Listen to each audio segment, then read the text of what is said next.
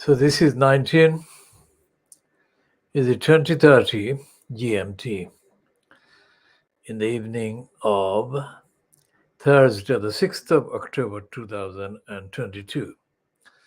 This is the KhoodeelaarTV television channel broadcasting on the internet under the banner of BabyAngelGeronimo editions. This is being broadcast only on the internet, not on satellite, not on terrestrial, and not on cable networks or cable platforms. This edition is being broadcast by the Khoodeelaar campaign, presented by me, Muhammad Haque, who was present in Tottenham in the evening of the 6th of October 1985.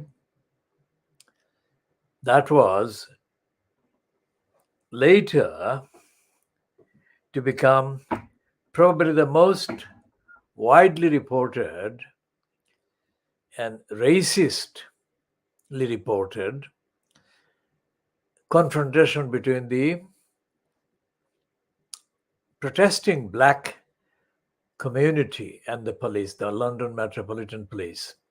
Remember the date, 6th of October 1985.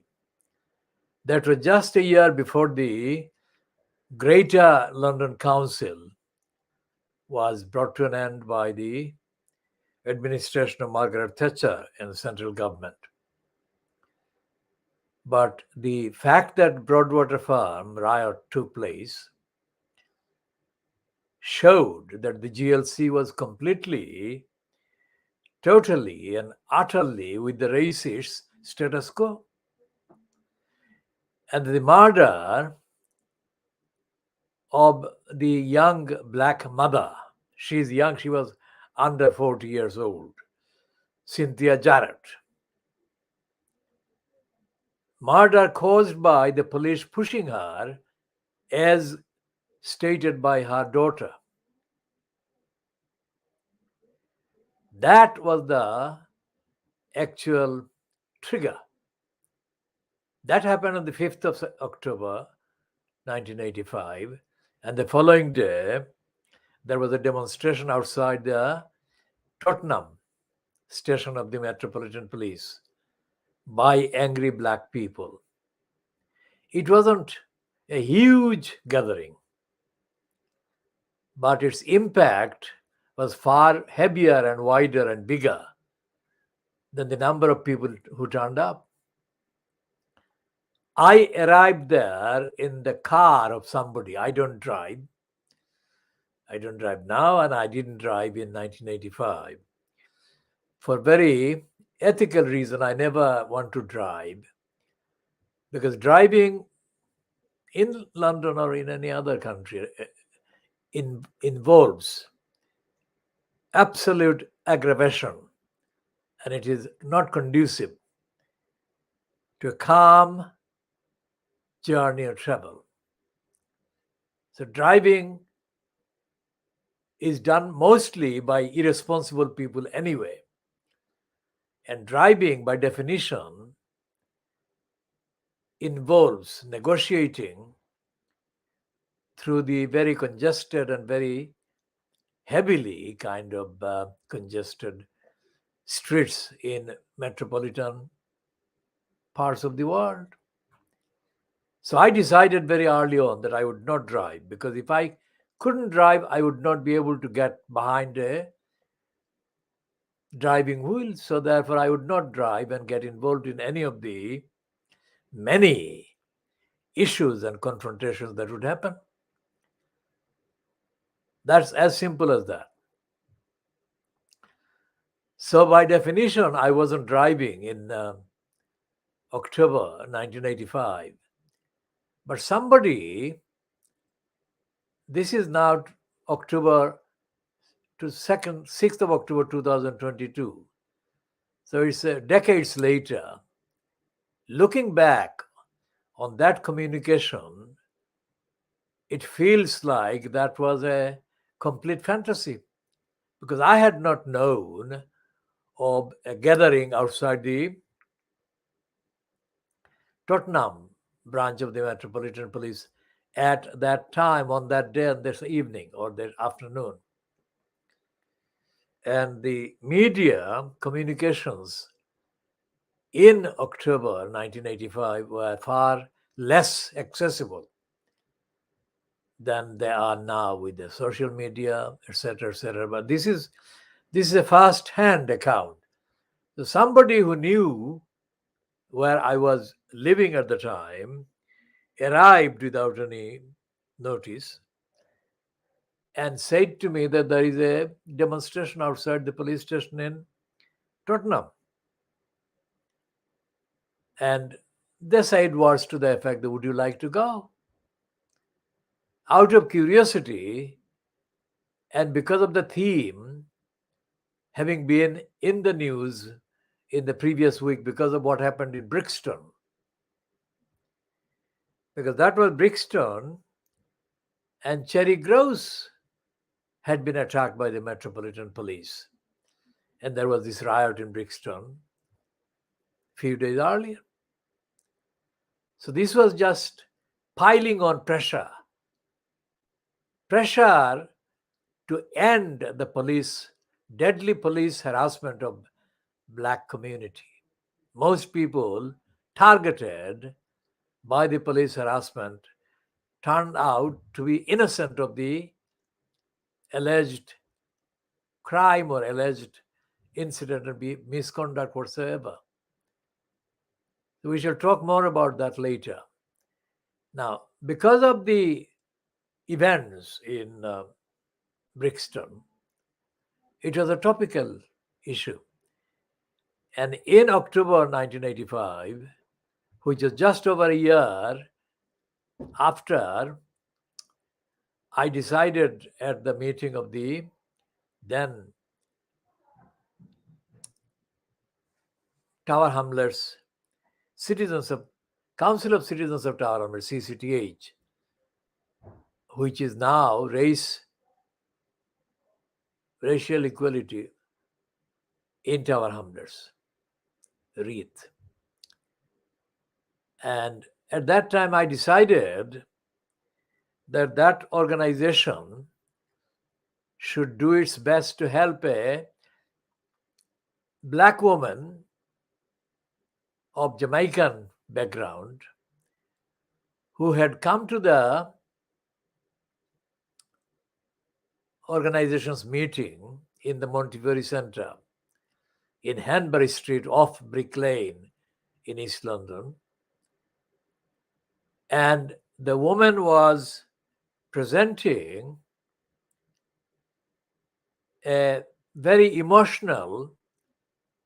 personally emotional account of how she had been suspected of stealing child benefit. And as a result of that suspicion, she was arrested by the London Metropolitan Police and taken to the Limehouse Police Station. Now, Limehouse Police Station is situated not far from what is called the Canary Wharf.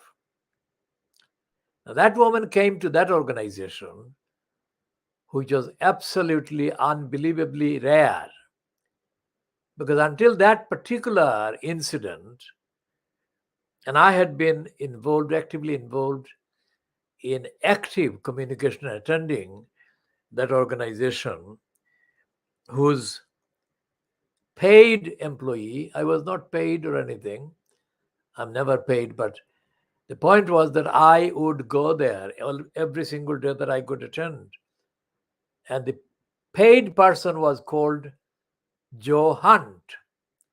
Now, Joe Hunt was physically a significant individual and whose name is on the records as the man who wrote the pamphlet, Police Nigger Hunt in Notting Hill, that is West London. So it was a coincidence, more than a coincidence.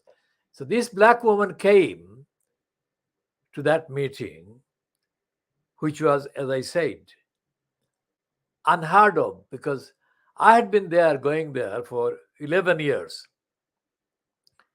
from 1973 up to when it happened, February, this incident happened. This woman came and made that report. That was 11 years later. And in the 11 years, no such case had been brought to the attention of the Council of Citizens of Tower Hamlets. Now, my role in bringing to life an otherwise dead Joe Hunt is not to be related here, but I will relate it elsewhere in due course. Joe Hunt was socially, politically, evidentially absolutely dead. He was alive physically, biologically, but he was otherwise dead. And he was completely dead when it came to taking up issues of racism. And there was not once one single case of police racism that Joe Hunt wanted to raise during the 11 years up to that date that I had been in contact with him. Now, so that meeting was an ordinary meeting, either a monthly meeting or a regular meeting. But there was nothing in the agenda, and there was no notification about anyone else coming into the meeting.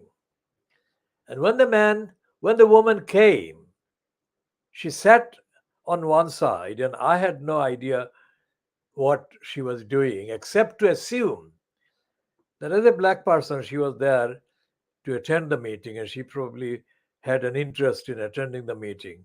That's the maximum that I could think of. Of course, my assumption was seriously kind of challenged by the events that unfolded during the last part of that same meeting.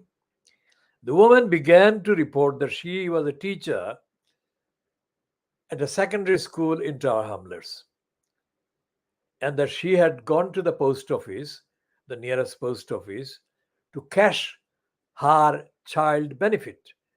She had one single child, and she had been doing the child benefit as a mother regularly by visiting the post office on a scheduled date and cashing the child benefit as per usual.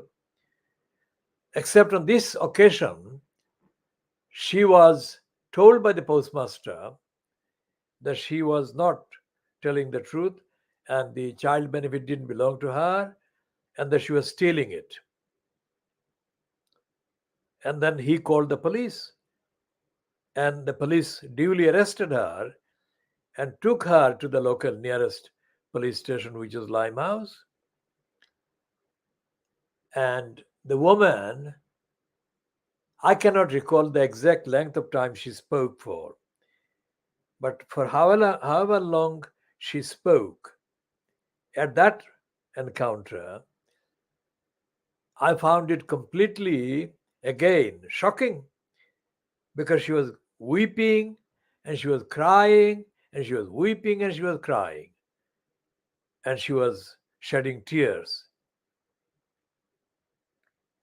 So after she finished, I moved at the meeting that the organization whose meeting it was took up the woman's case, and it was unanimously agreed as based on what I said. The woman later in the evening rang me from her home on a landline from her home in Wyatt Park in Lambeth. And one of the things she said was that she was impressed by my conduct at the meeting. What happened after that conversation is, of course, possible to be related, but not in this particular edition. So it was this woman that came to my temporary accommodation at 77 Chudley Street, London E1, which is not far from the commercial road and not far from the Troxy.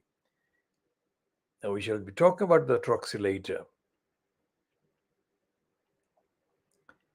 And so, on the basis of that information, this particular woman drove the car and we went to Tottenham.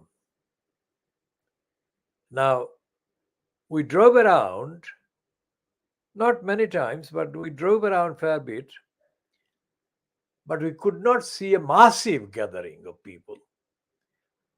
What there was scattered gathering of people.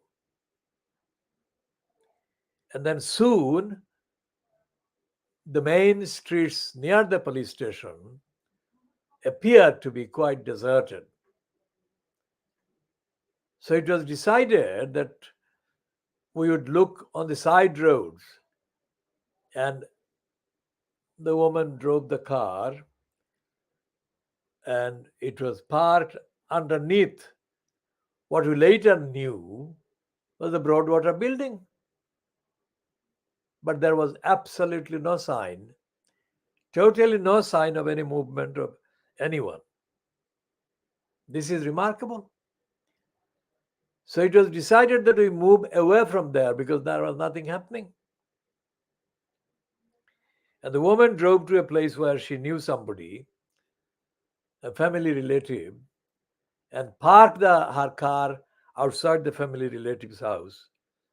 And she went into the house while I remained in the car. And she did some family contracting there. While I sat in the car, I could see flames rising, not far from where the car was. Flames rising. It was later discovered that it was the flames rising about the place where we had parked earlier. And all the reports and all the prosecutions and everything else that followed. Now, it was, of course, reported later during the night that a policeman had been killed during the riots that followed. It was we gathered that this was the fire that rose, was the fire that was being burned, lighted during the riots, the confrontations. Now, I have checked the kind of archives, accessible archives on the internet,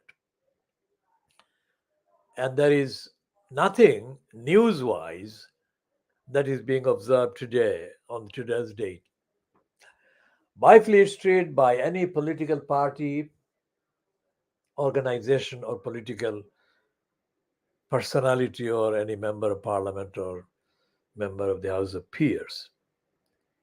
This is also the October, the month that has been kind of ritually observed under the banner of Black History Month.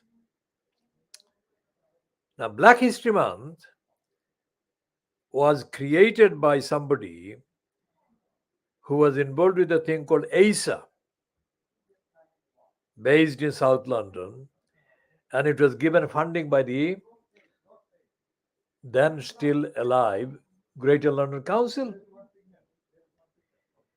And Black History Month was itself a racially prejudiced, ignorant initiative because it left out people from the main African kind of background and Asian background in the main. And it really focused on African origin people from the Caribbean. So when I attempted, subsequent to the events of 6th of October 1985, to keep myself informed about what was going on as a result of the campaign, etc., against police racism, I noticed that some of the individuals in the kind of community in Broadwater Farm in Haringey physically gave me very hostile and poisonous look. Why did they do that? To this day, I don't know why they did that. But I do know why they did that because of the context. Because the people of the African background, direct African background, and people of African origin from the Caribbean have been told about the Asian people being their enemies. Now, I, of course, can understand that because many of the Asian people that were in Africa and some of the Asian people that were in the Caribbean had different relationship with the people of African origin. Now, I understand that. But to assume straight away by looking at me that I was politically, ideologically, or in any other way disposed in the same way as those people towards people of African and African origin backgrounds was totally moronic and stupid. And this remains the case. And so called leaders of the Caribbean, African, or West Indian community don't seem to understand that people from Bangladesh, people from Pakistan, people from India are not politically in any way to be compared with the people that might have gone to the Caribbean or Africa as a result of the British colonialist transportation, etc., etc. And another thing, that most of the Caribbean people seem to think in the grotesque, stupid way that most Asian people are in their brainwashed state.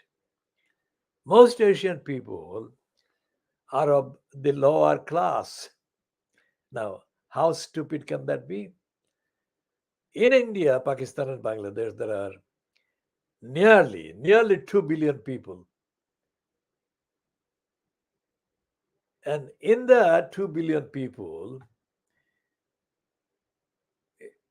not even 100,000 could be classed in that way proportionately.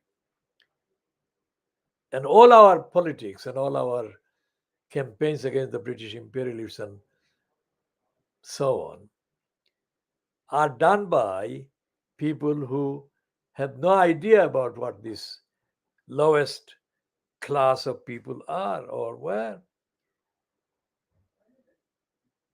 And it is quite clear that this woman who came and gave me the lift to the Tottenham later said herself that Asian people in the Caribbean were of the lowest class. She had no idea who she was telling this to.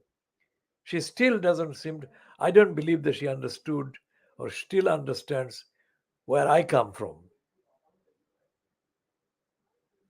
So the Black History Month is a grotesque abuse of the facts of the battles against racism that people of African and Asian backgrounds are still engaged in. And Black History Month is part of the curriculum vitae of the most corrupt councillors and council employees in London or in similar places like Birmingham. Black History Month is stupidly observed as a routine, as a ritual, just like Joe Hunt had politically died while he was being paid handsome money as the main employee at the Council of Citizens of Tower Hamlets. These people observe the Black History Month as a morgue. They attend the morgue, and that's it. And they put this tick, and nothing else happens. Which is why Black African Caribbean youngsters, mainly male but not exclusively, keep murdering other Black people. What kind of history is it that does not recognize this daily occurrence or regular occurrence? They talk about the Empire Windrush, I think, and that kind of thing. But they don't talk about the Black youngsters murdering other Black youngsters.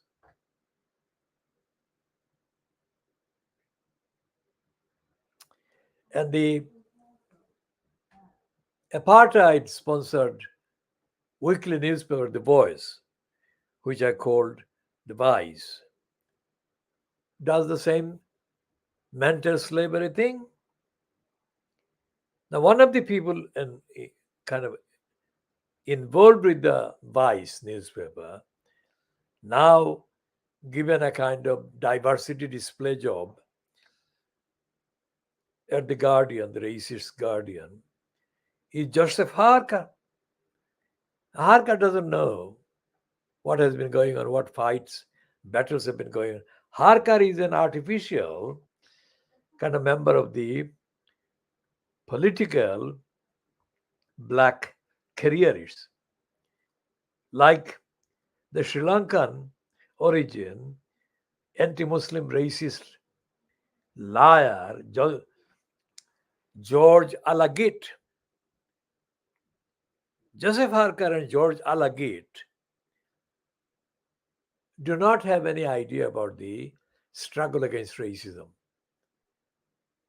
So therefore, Joseph Harker has written in The Guardian a completely bogus, hugely exaggerated tribute to Alex Pascal. Now, Alex Pascal is politically a quarter aware. He's not even half aware of the political battles that have been going on in this country since he came here. And Joseph Harker doesn't know that around Pascal's role at the London BBC Radio London, Black Londoners, there was no politics. There was no truthful journalism or commentary. If you take away what I contributed from time to time, I didn't contribute because of any money. There never was any money. But I contributed by telephone and I contributed by appearing. And every time Alex Pascal presenting came across as being completely ill-informed and ignorant. That applies to Rifraf Ali. Now, Rifraf Ali, officially known as Arif Ali, was the mental slave who dedicated himself to worshipping the crook Ken Livingstone Livingstone. Because Ken Livingstone Livingstone abused his position as leader of the Greater London Council and bribed Rifraf Ali to the tune of hundreds of thousands of GLC pounds. And Rifraf Ali decorated the pages of the Caribbean Times, which was launched to praise Ken Livingstone. Not to bury him. It was to praise Ken Livingstone. And it did praise Ken Livingstone. To a much lesser extent, another crook, Another crook that was funded by the GLC as a bribe was Patel, who ran a number of Gujarati-based outlets. Now, this Patel was a crook who was like Rifraf Ali, a crook that worshipped Ken Livingstone Livingstone. In return for Livingstone Livingstone stealing the public money from the GLC and bribing these crooks, who would then praise him, that is Ken Livingstone Livingstone, every single page.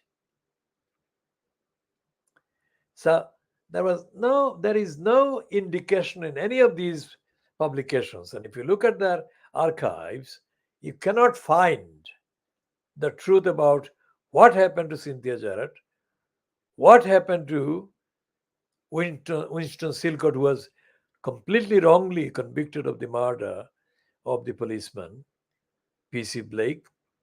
Blakelock. And you cannot find any truth about what happened to Cherry Groves in Brixton. There is no evidence that any all black, that is to say, African and Asian people who are directly targeted by the racist police, came together as a result of any of these events and deliberated on the actual proceedings of the various incidents and then agreed a formula in order to put forward to the councils, to parliament, to the media as demands in accordance with the various constitutional law, treaty obligations that the UK is under. I'm the only one who talks about these treaties. Nobody else talks about the treaties. That shows two things. One is that I'm the only one who is aware, sufficiently aware, of the role of these treaties constitutionally, and also that I'm the only one who knows that treaties are devised and were devised for being practiced to improve the quality of society. Is there anyone else doing that? Or have I made an exaggerated claim? I have not made an exaggerated claim here or anywhere else. Why would I make an exaggerated claim? What happened in the interview that the racist criminal Sarah Bosley conducted with me on the telephone in March 1992 about the Stratford School and the campaign that I was organizing and mobilizing to defend the rights of the parents, rights of the guardians, parent and guardian governors of the school. There is nothing in the curriculum of that kind of school or any other school that actually contains a realistic reference to the events, either of the two October events in Brixton and in Tottenham, or the beginning of 1981 events between the police and the black youth in St. Paul's in Bristol. There is no reference. There is no actual understanding or study or whatever. Now, there is a woman called Paulette North. She has been involved with a trendy kind of outlet in Brixton since she moved to Brixton. It's a radio, Ujama radio. And it is not political. It is absolutely not political because she became a candidate for the mayor of Brixton on behalf of the discredited George Galloway outlet. But she withdrew quite soon, and there was nothing that she published which showed any relationship with the reality and her cabal, because she is part of the trendy so and so's collected together from mainly, generally, Jamaican background. She's of Jamaican and South East Asian background. Either she is from Vietnamese or Thai or Cambodian, one of those. So she could be classed as, appearance wise, she could be classed as of ethnic Chinese appearance. And she had a boyfriend, Alfred Tang Chow, of similar background. But Tang Chow was highly drunk most of the times. But somehow, at one stage, Tang Chow managed to get hold of controlling the then West Indian World Weekly, in the early 1980s, sometime, or mid 1980s. Now, Tang Chow ran this until I lost contact with him, and I heard from other sources that he had died. But Tang Chow was highly charged, drunk individual. Despite all of that, sometimes he managed to produce paper that contained a column that I wrote. Now, he said to me, a confession, that it was my column that was the selling point. Well, no surprise, because the rest of the paper was stuffed with riffraff kind of type of rubbish. Now, if you read the columns that I did write, by hand, of course, you will find that everything I said in the 1980s, before this thing happened in Brixton and in Tottenham, politically, organizationally, and evidentially, was vindicated, came true later. Now, my whole thesis has been that imperialists are actively keeping people of African and Asian backgrounds generally separate from organizing and mobilizing.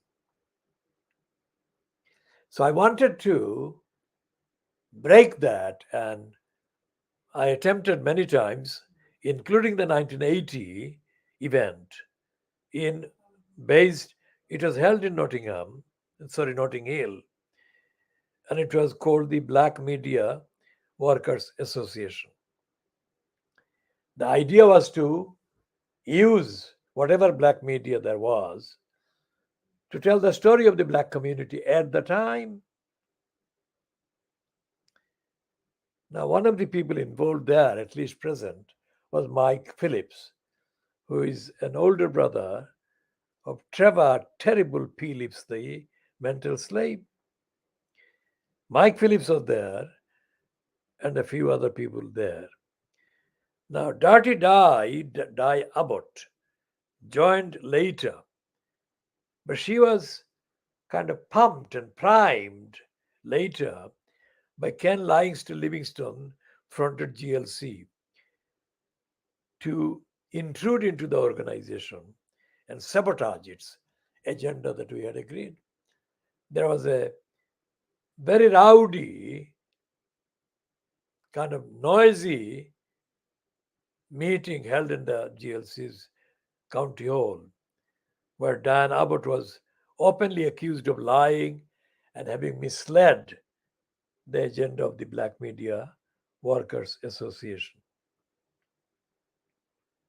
Now, that was one of my attempts to kind of bring together at least some of the Black and African and Asian people as a start to make an intellectual effort to challenge the racist separating apartheid kind of divisions between Africans and Asians in the context of racism in this country.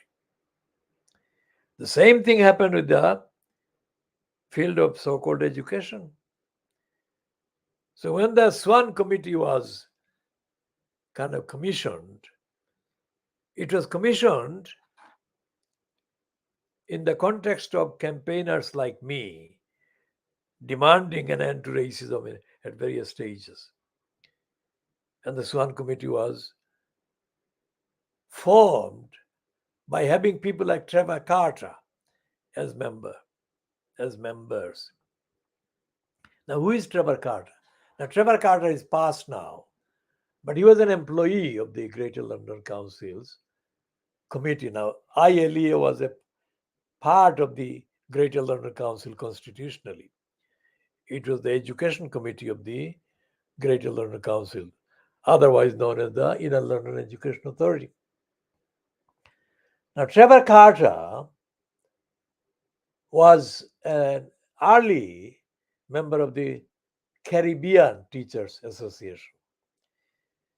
And so therefore he was able to kind of hold this thing in front of him, in front of everyone, and say that he was a genuine diversity display material. On that basis, Trevor Carter was given that job in the Inner London Education Authority. Now, by the time I arrived at the Inner London Education Authority as a representative of the community in Tower Hamlets, resulting from the election in October 1982, this is October 2022, so it's full decades later. 92, 2002, 12, this is completely 40 years ago.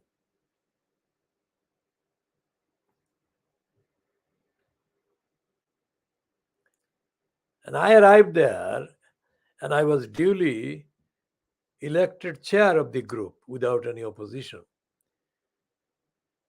And when I was appointed or elected chair of the group of Black representatives, from across the 10 boroughs in the ILEA area, people like Trevor Carter didn't like that, because Trevor Carter knew that he had hoodwinked and misled the white ones so long as they didn't care and they didn't know the facts. In my case, he knew that I knew the facts and I did care. So one day I organized to meet Trevor Carter. And this is the history, Black History Month I'm telling here. I arranged as a member of the schools subcommittee, which was the biggest committee of the Inner London Education Authority. I was a member of two other committees.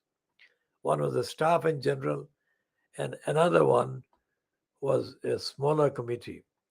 But the schools subcommittee was the biggest one because it had the remit of looking at the behavior of the schools in all 10 boroughs in the Inner London Education Authority.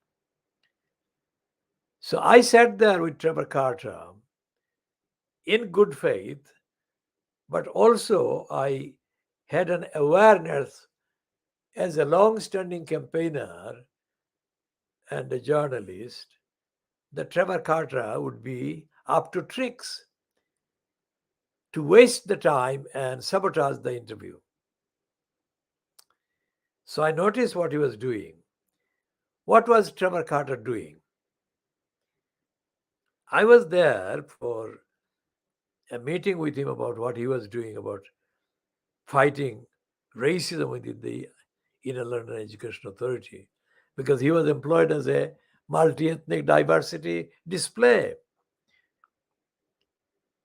And as soon as I attempted to start speaking, I could hardly finish a sentence when the landline extension in front of Trevor Carter would ring.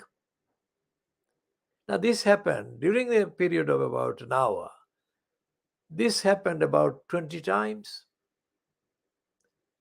Now, it is unheard of that anyone would be called as many times as Trevor Carter successfully had organized to be called at that short kind of period. And you couldn't hear what the other caller was saying. All you could hear or see was Trevor Carter was looking as grave as he could possibly manage himself to look. And he said absolutely nothing that I could remember. So I knew that Trevor Carter had plotted for days, because organizing this meeting with him took weeks to organize, because he was being evasive. And what Trevor Carter was doing was saying how busy he was. Now, this is the same man who, in the kind of records of the West India or Caribbean teachers, would be referred to as one of the leaders of the struggle and fighting campaigns against racism. But he was lying. Trevor Carter was plainly lying to me. And Trevor Carter was lying in order to keep his job. That showed that his job was to appease the racists and not to oppose the racists. Now, there is another character in the multi-ethnic operation of the Inner London Education Authority. There was a white man married to a very black-skinned black woman. And this white man was called Bab Woodruff. Bab Woodruff was another liar. They were multi-ethnic operation, and this black woman was accordingly so. So you could see the black faces interspersed with the likes of Bab Woodruff. Bab Woodruff was a very sociable individual, very sociable, and in ordinary terminology was very pleasant. But he was a liar. So the brainwashing was going on in full swing in the Inner London Education Authority, fronted by Frances Morel. Now, Frances Morel's entry in the history books include the fact that she was an assistant political aide to Tony Benn. Now, Tony Benn, as I've said, on his records, was a racist liar. He stole the references to the likes of and kind of the quotations that were attributed to the likes of M.K. Gandhi. Tony Benn distorted them to such an extent that when he retold them, they came across almost as if those were his words. They never were.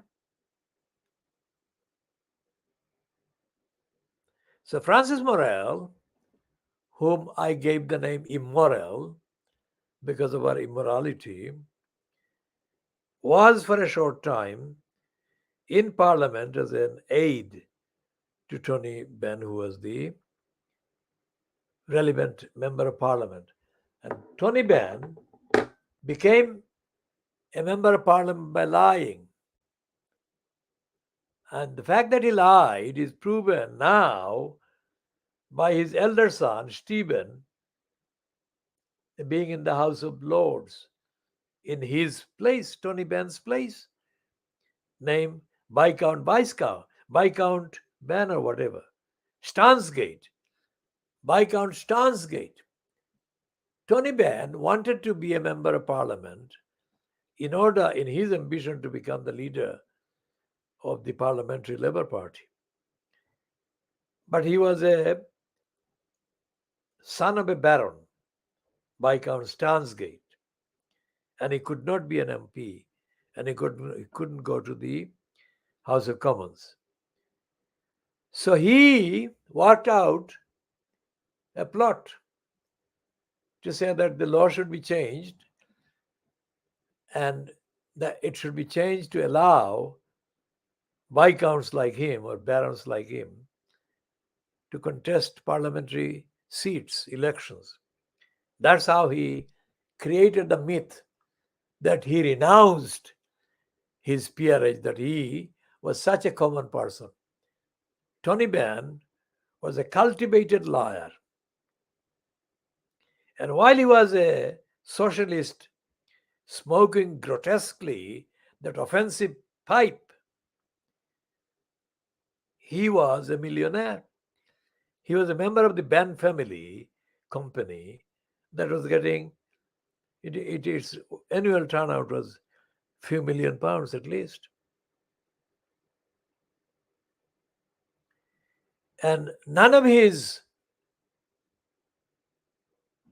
let's say, disciples, like the crooks, racist liar,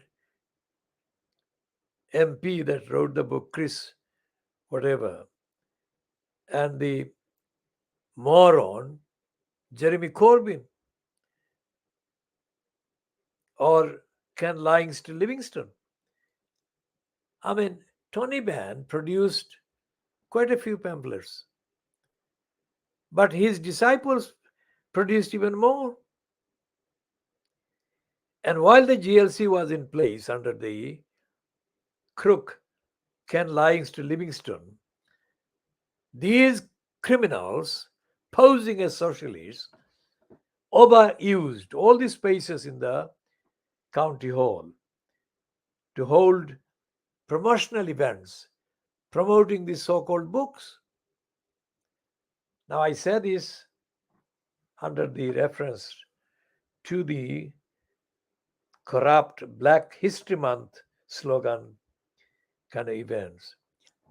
There is no reference in any of those racist books of the struggle or the struggles of Black people.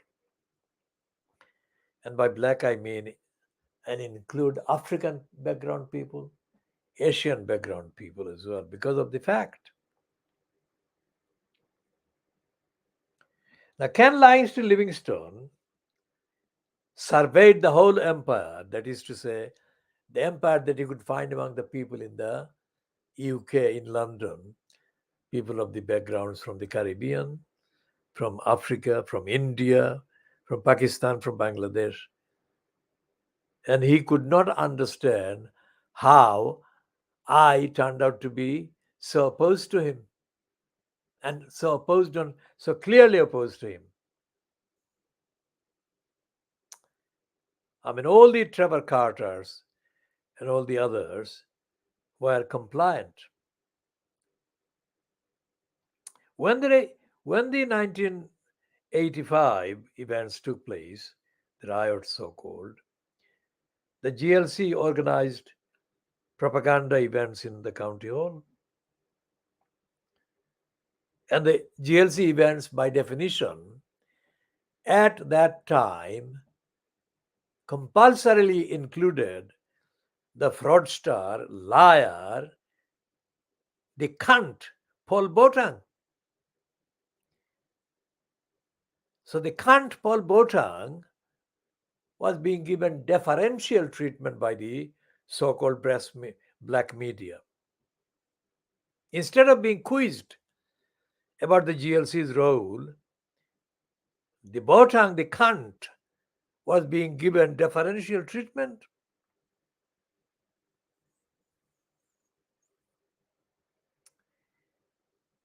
And the cunt put on appropriate appearance of being very pleased with himself, except when I spoke.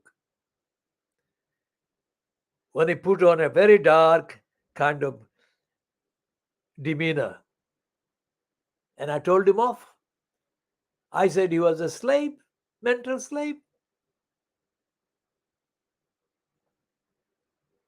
No wonder that the GLC police committee, which the crook Kwarteng was supposedly the chair of or the responsible for, produced fuck all about the police role in London generally and the police behavior towards black people, against black people.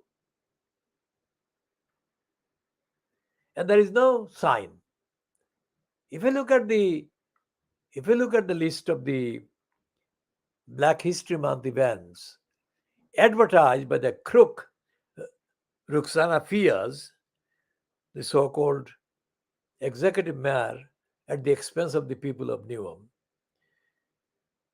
she has got as false a list of items in the Black History Month events as has Tower Hamlets, which is fronted by the crooked Lutfur Rahman, executive mayor, and his crooked crooked colluders in the council. And you find the same thing in Hackney, which is lumbered with another corrupt executive mayor. As you find in Lewisham, as you find in other London boroughs that are actually deigning to even acknowledge the words Black History Month. But it's a desert. It's a desert of mental slaves completely spread as carpet of servitude, while their racist masters and mistresses walk over them. Fuck the lot of them. Black History Month. How is it that Black History Month is being done without a single mention of why black youths are murdering other black youths? Where is the mind? What happens in the mind, in the brains? What happens in the actual schooling and brainwashing that makes it possible for a black young person in a racist society where both sides, the target and the attacker, are the targets of racism and racist discrimination? What happens to make them murder one another? Why isn't this question asked? When I asked this individual head teacher, a black woman, why was she excluding so many black children? Or why was she excluding so many children? Because not every single excluded child was black, but the majority of the excluded were black.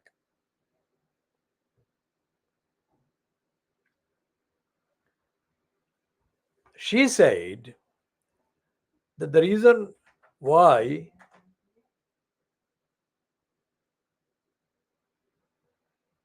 they were being excluded was so that the majority of the pupils could be given a safe environment in the school to pursue education, to pursue learning. Now, at the end of the schooling, at the end of the so-called formal education, most, or formal schooling, let's say, most of the ones that go through the schooling and are from the Caribbean background, Afro-Caribbean background, or from Asian backgrounds, most of them,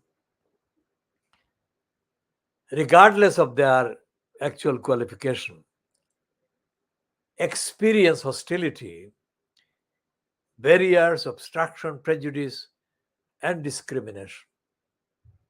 This is not confined to those who don't have the requisite qualifications. This extends to and includes African, Asian, male and female kind of quote graduates, and they get discriminated against. Where in the Black History Month is the explanation, investigation about all of this? And the fact that these don't actually occur in the calendar, Black History Month calendar, shows that the Black History Month is the killing of the Black History Month. I mean, this so-called Black Lives Matter slogan, what has it done? I mean, that display of military style kind of display staged somewhere in South London, but mainly men and women of African background or African origins, no Asians there. What message did it give? Black History Month, but it's like a paratroops. What war were they fighting? And who was the enemy? And where was the actual target? Where is the actual agenda? And where are these people when this young man has been murdered by the London Metropolitan Police at the beginning of September in London? Where are they?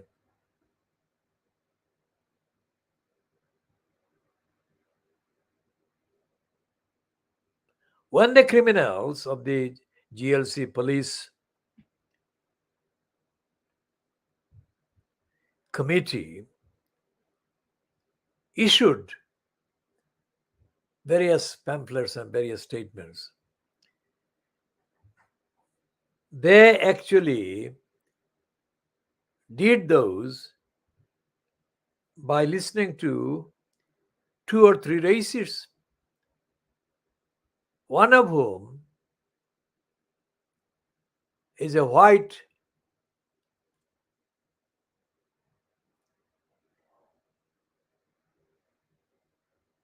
solicitor, is a woman practicing as white solicitor.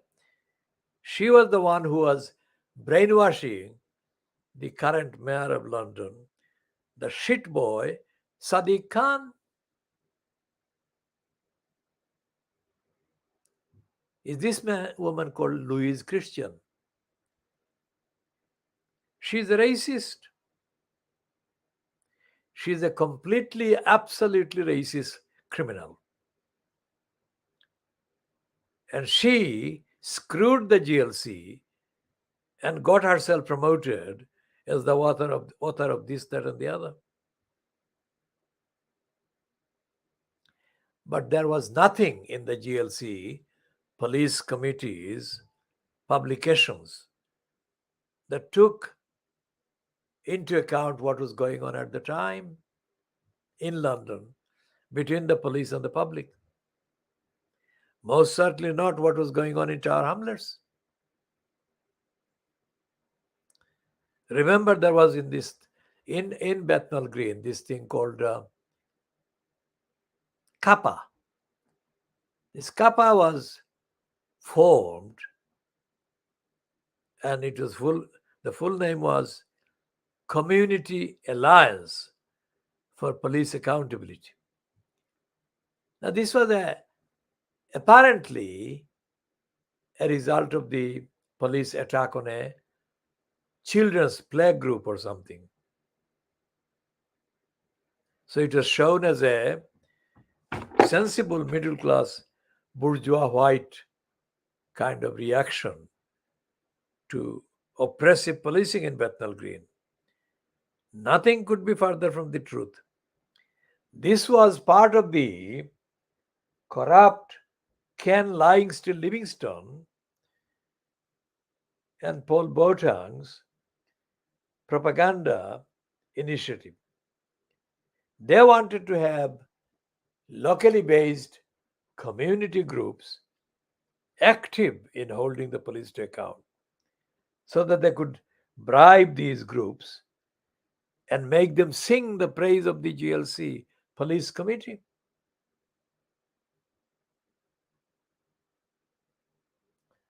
As part of my work, I exposed the police committee more than once. And I said it was sham. One of my actions took place at a press conference kind of hosted by one of the Guardian's kind of employees, whose name I cannot remember this minute, but I'll come to remember his name because his name can be found in the archives. And it was organized at the county hall to promote the image of the cunt, Paul Kwarteng.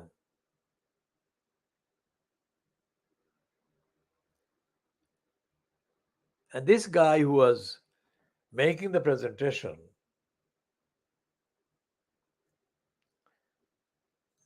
was also taking pictures of the audience, the persons present, with his camera.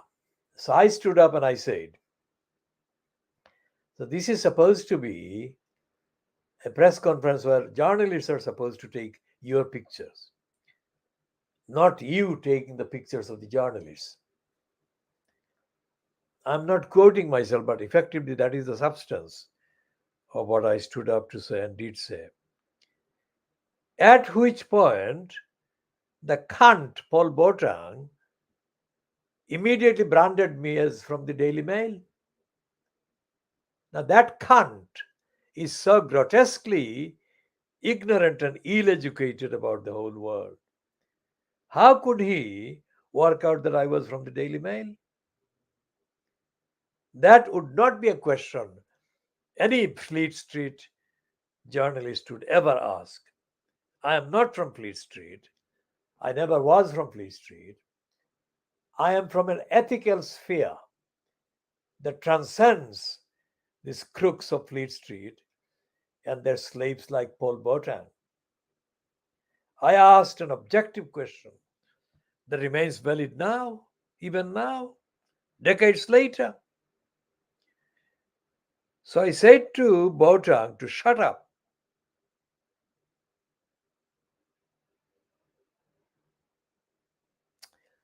Was it that kind of behavior by me that convinced these slaves that I was actually undermining the African black people? I most certainly was not. But that's what they believed. And I think that's what they still believe. Because they're slaves, mental slaves, they believe any ethical, evidential, independent, highly intelligent question must be from some imagined enemy. The Daily Mail has never been beyond the grasp. I have known about the Daily Mail long, long before the likes of Paul Kwarteng and other cunts were even out of the primary school if they were born already. The Daily Mail appeased the Nazis in the 1930s, as did the Times. And I have always considered the Daily Mail as the epitome of the British racist imperialists. Long before I came to this country, I had access to the Daily Mail, and I could read the Daily Mail, and I could sense just how poisonously racist and stupid it was. So I had no need for the likes of the cunt Paul Botan telling me that my questioning of him amounted to my being from the Daily Mail. The Daily Mail would run 1,000 miles if they ever hear that I was in any way associated with them. They know that they cannot rebuff or rebut me. They can rebut all the mental slaves, but they cannot rebut me.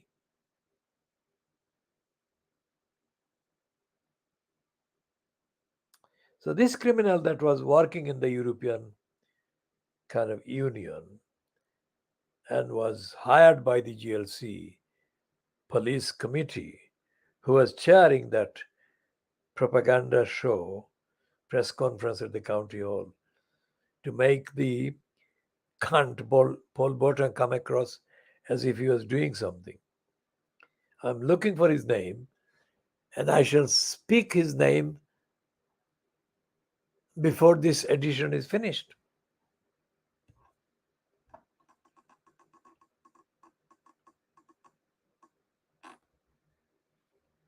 Black History Month. There was a public meeting in the Bethnal Green Road held at the corner of Wilmot Street and Bethnal Green Road. Small meeting, but it did take place. And the meeting had been organized in protest against a Jamaican woman stopping a Muslim woman wearing a hijab and physically beating her up in Bethnal Green. Where did that Jamaican woman get all these ideas? And where is the spar for the hostility? Because this Muslim woman in the Bethnal Green area was not on a plantation in the Caribbean 100 years ago or 200 years ago. It was happening in the 20th century.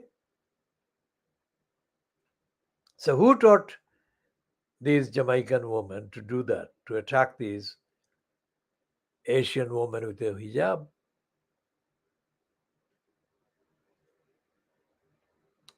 I was reading the Times newspaper on a number 15 bus, and I got on the Times on the 15 bus in Trafalgar Square. And by the time the bus reached Limehouse, because I was going beyond Limehouse to the east, I noticed that there were two black boys, must be from the Caribbean background or Jamaican origin or African origin. They were openly mocking me for reading the Times newspaper. Now, how do you explain that? What did they think was wrong with my reading the Times? They must have associated the Times with something that they were not familiar with. And they must have associated Asians with those who are not capable of reading the Times newspaper. Did they know who I was? I had been reading the Times long before I came to this country, because that was the newspaper that I had access to. But whatever the reason, why would that hostility be? I would not do that if I saw a person of Caribbean or African background reading anything or doing anything. So where did that come from? Is that part of the Black History Month? Who is teaching the history and who is teaching the action that is happening now?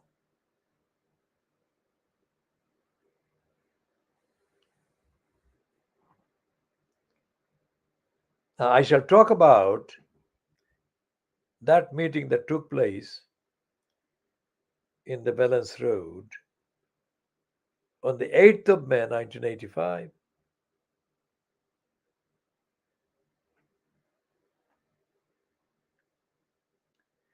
Where the GLC Police Committee employee Paul Gilroy was the main speaker. Now, Gilroy witnessed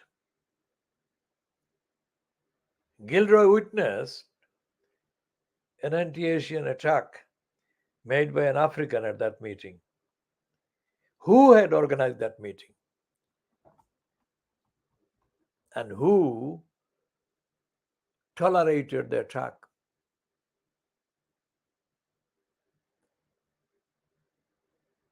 Because Gilroy later justified the attack on me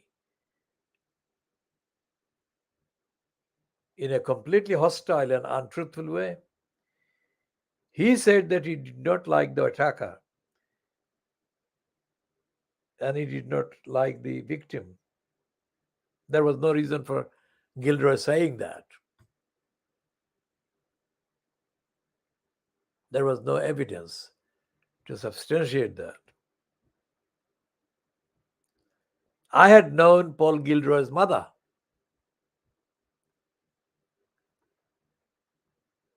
And I shall come to Paul Gilroy in another edition. Now, who decided to give Paul Gilroy the serial promotion as the modern day sage?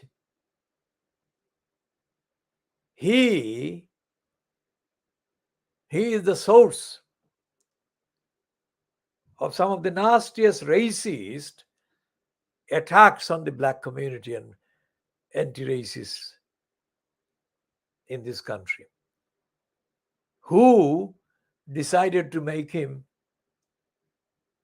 give him a PhD or other accolades?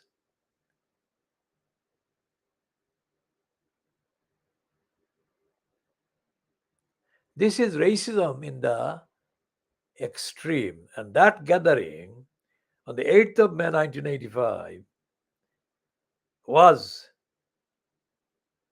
orchestrated, intentionally organized by Paul Gilroy and others. The criminal whose name was there as the organizer has changed his name and disappeared from the public records.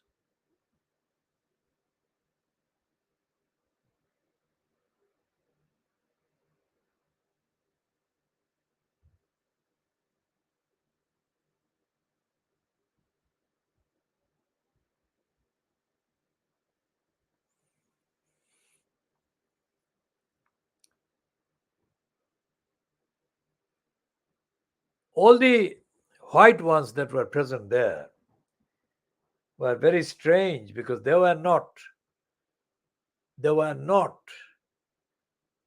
usual white folks that would attend that gathering, and it was a completely false gathering.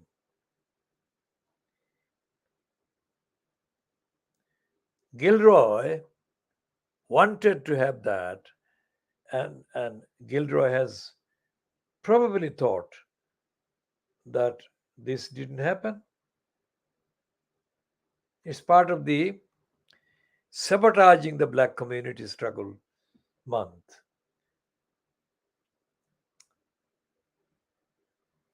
Gilroy should never have been employed by the GLC, but the fact that he was employed by the GLC showed where the GLC police committee was heading. It wasn't heading to hold the police to account, in practice, that is. All kinds of bluff was contained in the various pamphlets and leaflets and utterances issued by the GLC. It was not the truth. And the GLC Police Committee chair, the cunt Paul Botang, was colluding privately with the police. While he was supposedly the chair of the police committee, the cunt Paul Botang became a member of the Belmarsh Police College, and so on. And Botang didn't report to the GLC publicly about his private dealings with the police.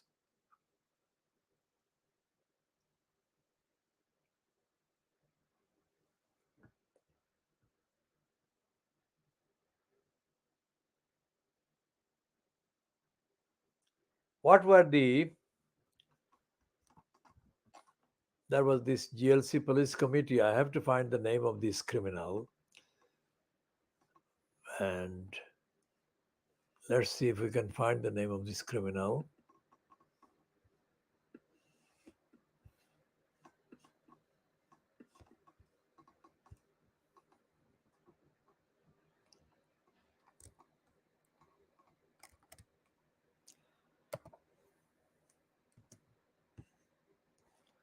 The criminal that was taking the pictures of the journalists present at the so-called press conference held at the county hall about the police.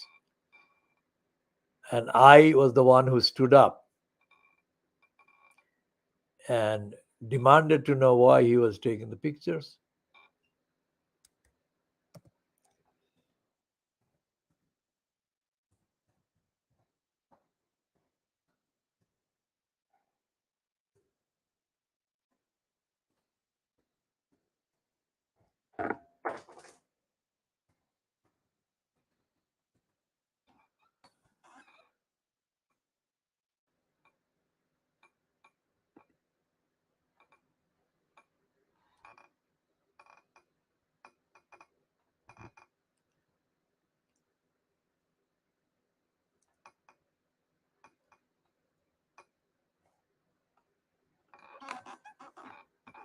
Yes, the GLC Police Committee Support Unit had that Paul Gilroy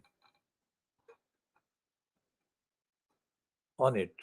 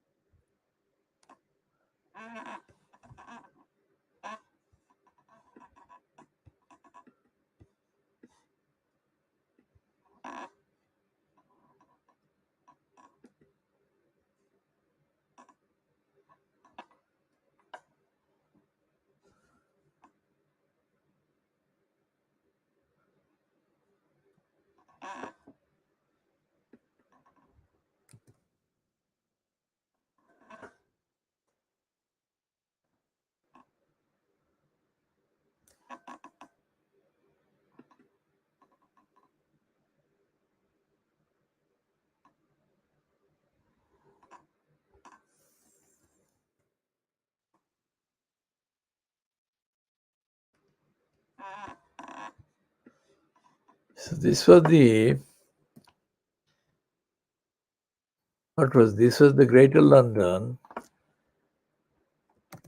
Greater London Enterprise Board. This was the thing that employed this criminal.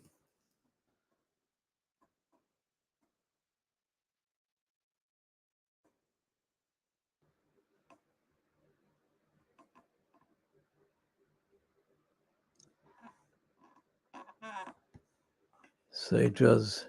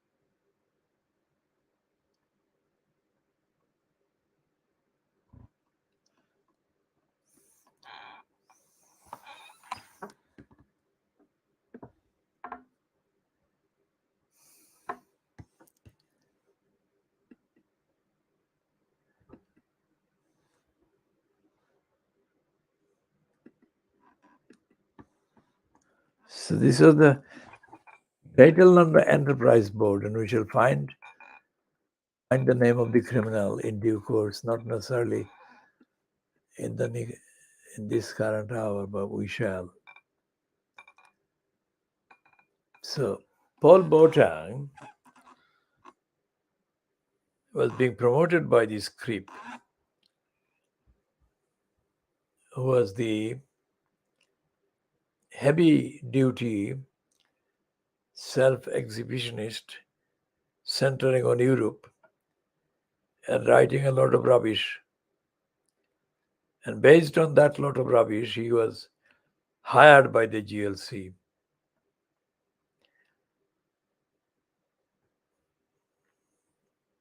And he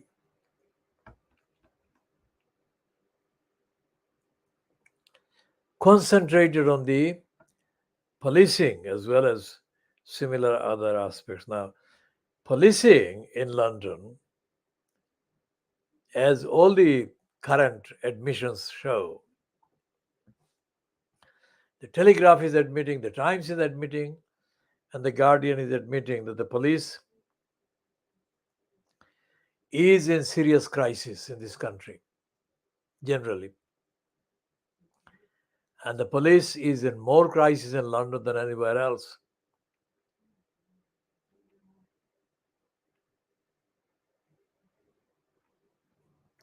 And the reason why the policing is in crisis is because the policing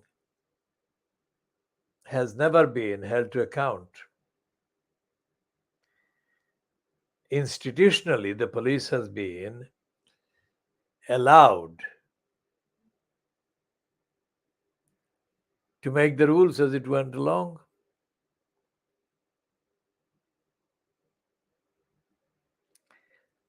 And this is what has been happening in the last 10, 20, 30, 40 years.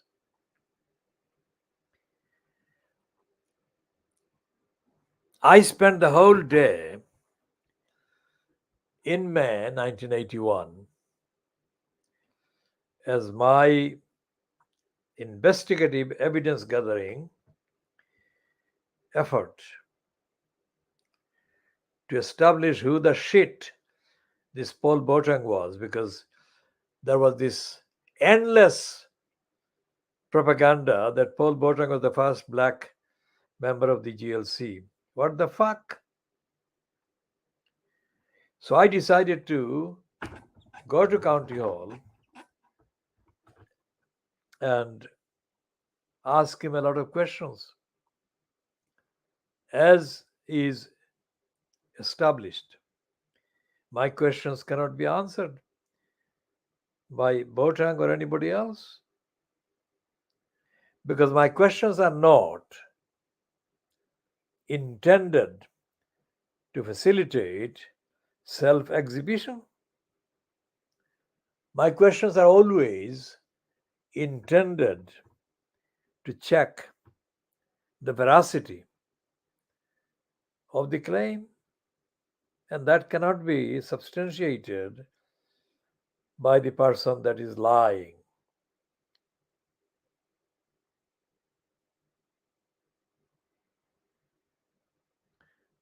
And Kwarteng was, of course,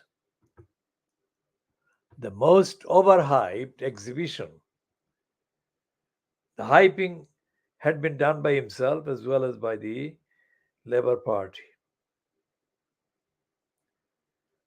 So he was supposed to be the prime exhibit. But he had no answers to my questions.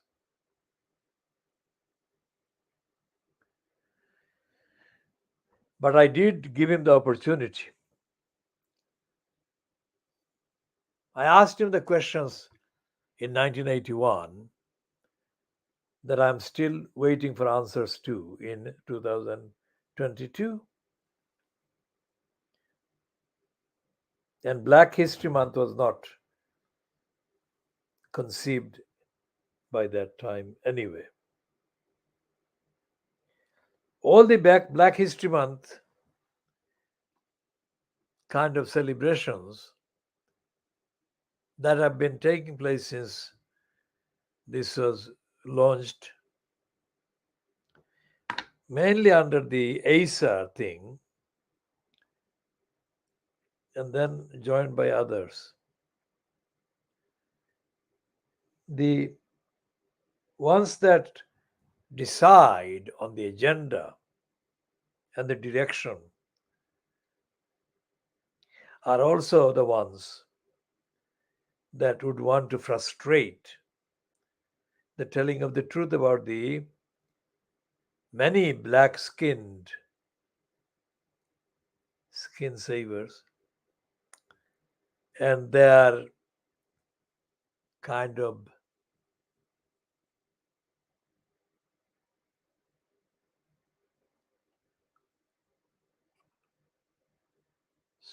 souls, SOULS.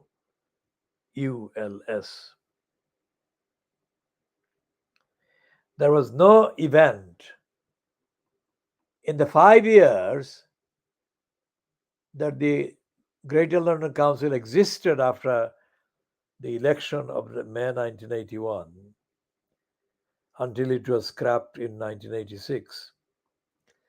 In the 5 years, the GLC spent hundreds of millions of pounds. And one of the main achievements was to make the name Ken Livingstone so familiar that people couldn't forget it even if they tried.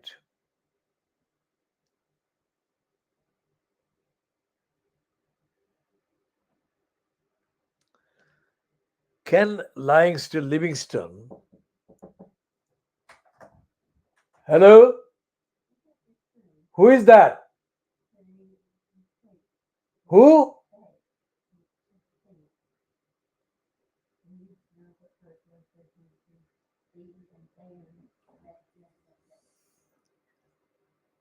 I'm being interrupted by somebody in the neighborhood. So this is 22:13 GMT on Thursday, the 6th of October 2022.